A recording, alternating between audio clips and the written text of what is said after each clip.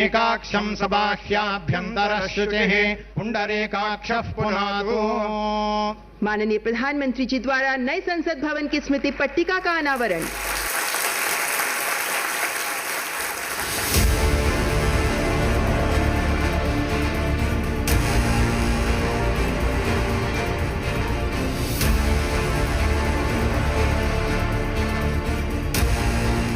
भारतीयों द्वारा भारतीयता के विचार से ओतप्रोत भारत के संसद भवन के निर्माण का शुभारंभ हमारी लोकतांत्रिक परंपराओं के सबसे अहम पड़ाव में से एक है।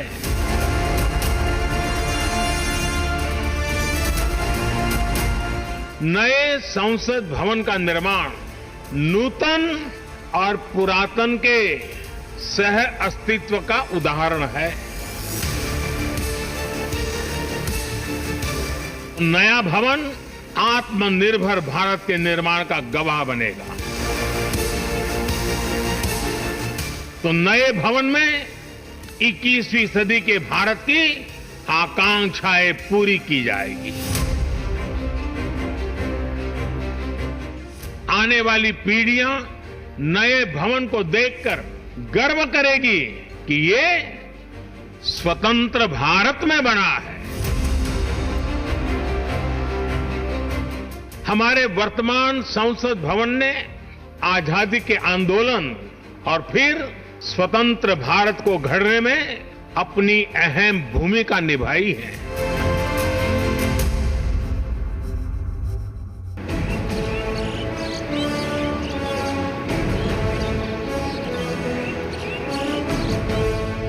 देश की मौजूदा संसद भवन का आजादी के आंदोलन से गहरा रिश्ता है।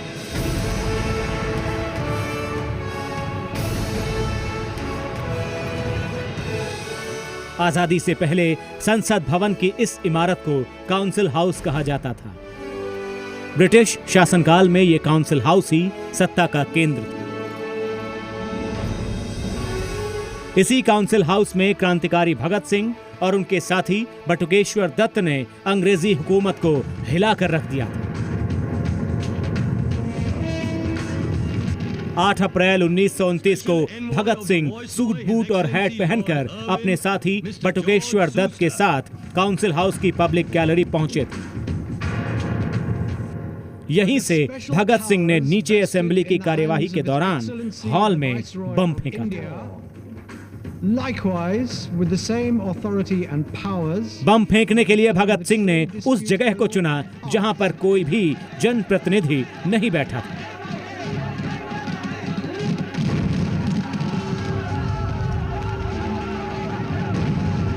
ऐसा इसलिए किया गया ताकि बम के हमले से किसी को नुकसान न पहुंचे और ब्रिटिश शासकों तक अपनी बात पहुंचाई जा सके।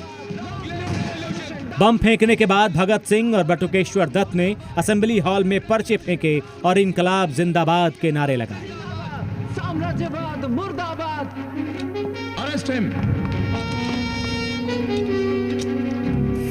ये संसद का भवन, ये वो भवन है जहां कभी 8 अप्रैल 1929 को सरदार भगत सिंह, राजगुरु और सुखदेव ने यहाँ पर बम भी फेंका था।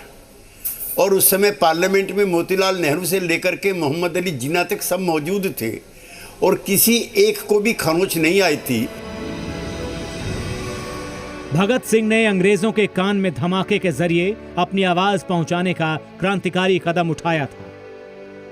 जेडीयू के राज्यसभा सांसद केसी त्यागी ने मांग की है कि नया संसद भवन बन जाने के बाद मौजूदा संसद भवन को भगत सिंह की याद में स्मारक के तौर पर विकसित किया जाए।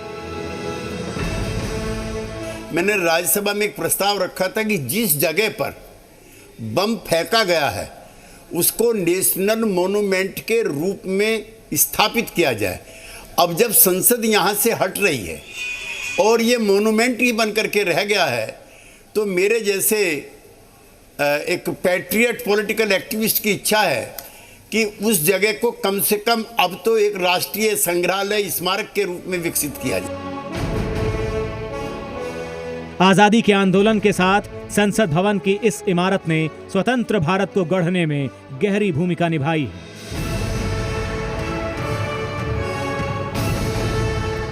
अंग्रेजों से आजादी के बाद ये काउंसिल हाउस संसद भवन बन गया। आजादी के बाद देश के पहले प्रधानमंत्री जवाहरलाल नेहरू ने इसी संसद भवन से अपना पहला ऐतिहासिक भाषण दिया था। When the world sleeps, India will awake to life and freedom.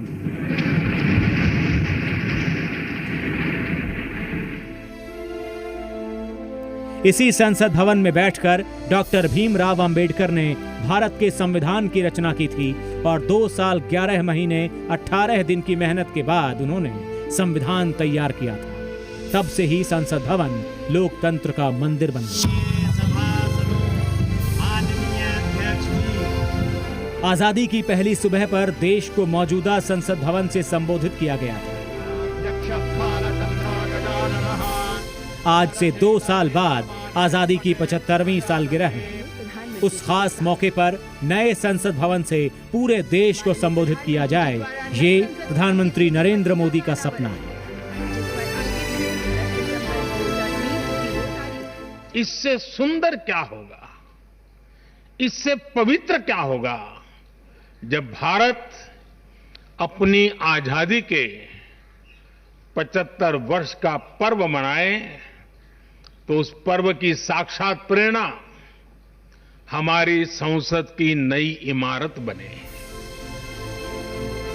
नए संसद भवन के निर्माण में भारतीयता, आधुनिकता और आत्मनिर्भरता का संगम होगा। तब मौजूदा संसद को देश की ऐतिहासिक धरोहर के तौर पर विकसित करने का विकल्प सरकार के पास मौजूद होगा। ब्यूरो रिपोर्ट, जी मीडिया।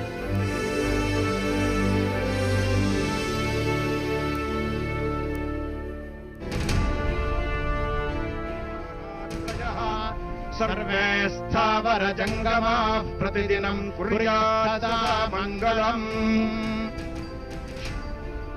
आधारशिला स्थापन लग्न काले नवग्रहाः सुप्रीताः।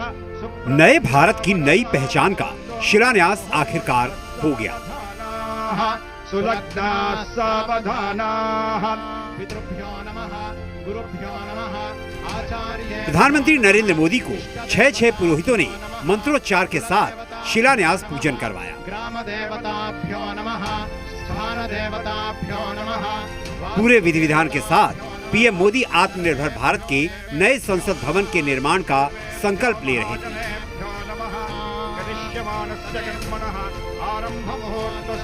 लोकसभा अध्यक्ष ओम बिरला, राज्यसभा के उपसभापति हरिवंश उसी मंडप के पास बैठे थे जहां पर शिलान्यास पूजन चल रहा था। शिलान्यास समारोह में गृह मंत्री अमित शाह, रक्षा मंत्री राजनाथ सिंह समेत कई केंद्रीय मंत्री और बीजेपी सांसद मौजूद थे। समारोह में कई देशों के राजनयिक भी मौजूद रहे।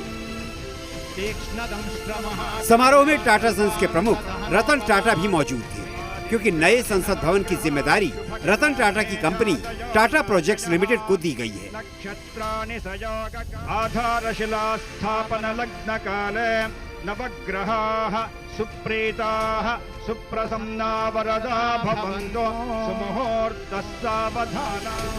प्रधानमंत्री के भूमि पूजन के बाद ओम बिरला और संसदीय कार्य मंत्री प्रहलाद जोशी, राज्यसभा के उपसभापति हरिवंश और केंद्रीय शहरी विकास मंत्री हरदीप सिंह पुरी ने भी शिलान्यास पूजन में हिस्सा लिया। करीब 18 मिनट के शिलान्यास पूजन के बाद प्रधानमंत्री नरेंद्र मोदी ने समारोह स्थल पर शिलान्यास पट्टिका का अनावरण किया। माननीय प्रधानमंत्री जी द्वारा नए संसद भवन की स्मृति पट्टिका का अनावरण। शिलान्यास पट्टिका का डिजाइन संविधान के मुख्य पृष्ठ के डिजाइन से ही तैयार किया गया है। पूरा विश्व आशंकित है, भारत बढ़ चला है नए संकल्पों की ओर। पट्टिका का अनावरण करने के बाद प्रधानमंत्री मोदी मंच पर पहुंचे। आज भारत वैश्विक मंच के पीछे नए संसद भवन का शानदार डिजाइन बनाया गया था। मंच पर प्रधानमंत्री मोदी के अलावा ओम बिरला, हरिवंश, हरदीप सिंह पुरी और प्रहलाद जोशी भी मौजूद रहे। मुख्य मंच के एक तरफ छोटा सा मंच बनाया गया था, जहां पर हर धर्म के धार्मिक गुरु मौजूद थे। शिलान्यास पूजन के बाद सर्वधर्म प्रार्थना हुई।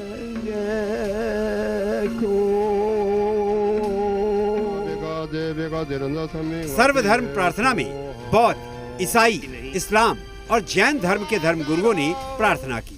नमो लोए सब्ब साहुणम ऐसो पंच नमस्कारो सब्ब पावपणासनो मंगलानम च सब्बे सिंह परमम हवई मंगलम।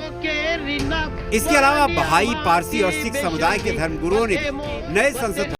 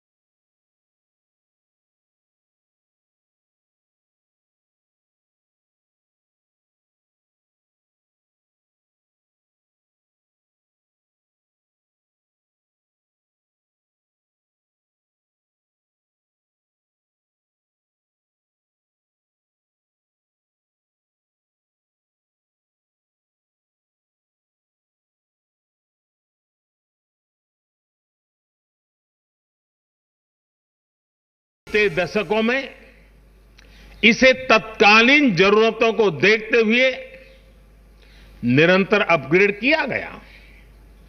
इस प्रक्रिया में कितनी ही बार दीवारों को तोड़ा गया है।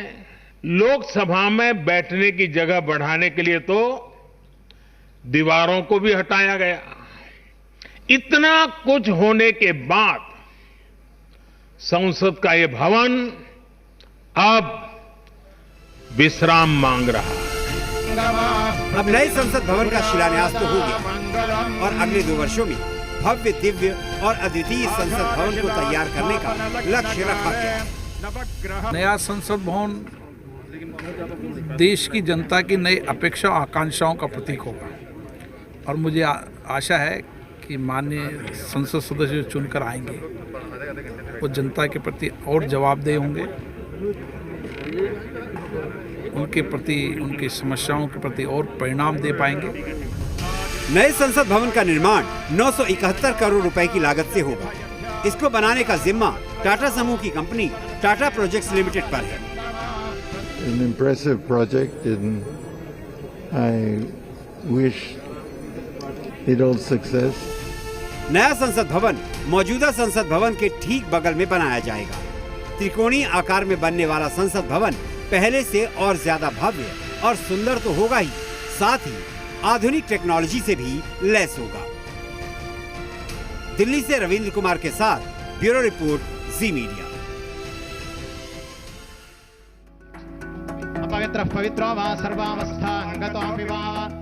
आप अपने टीवी स्क्रीन पर जो 6 तस्वीरें देख रहे हैं वो नए भारत की नई राष्ट्रीय पहचान या तो बन गए हैं या बनने वाले हैं।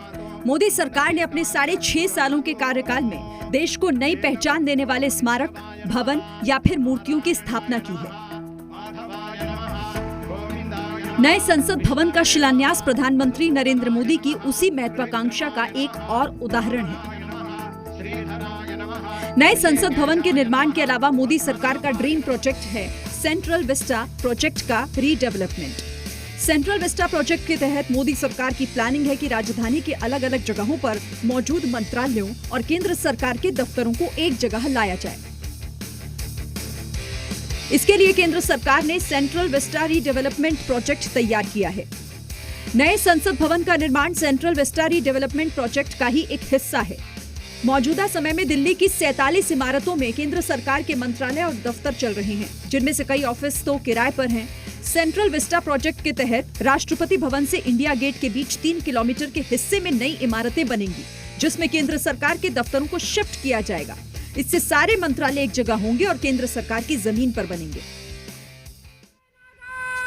ये तस्वीरें पिछले 25 फरवरी की हैं, जब उन्होंने इंडिया गेट के पास वॉर मेमोरियल का उद्घाटन किया था।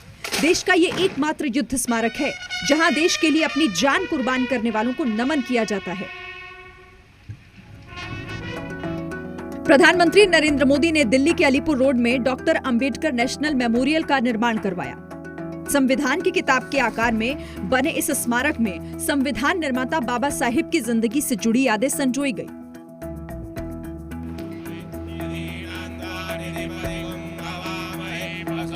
भारत को एकजुट करने वाले सरदार वल्लभ भाई पटेल की याद में प्रधानमंत्री नरेंद्र मोदी ने गुजरात के केवड़िया में उनकी सबसे ऊंची मूर्ति स्टैच्यू का निर्माण करवाया है।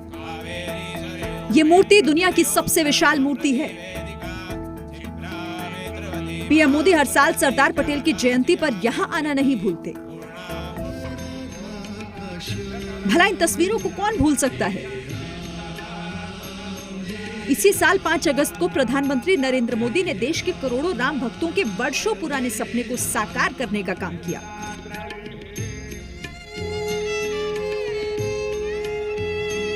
पीएम मोदी के हाथों से भव्य श्री राम मंदिर का शिलान्यास किया गया।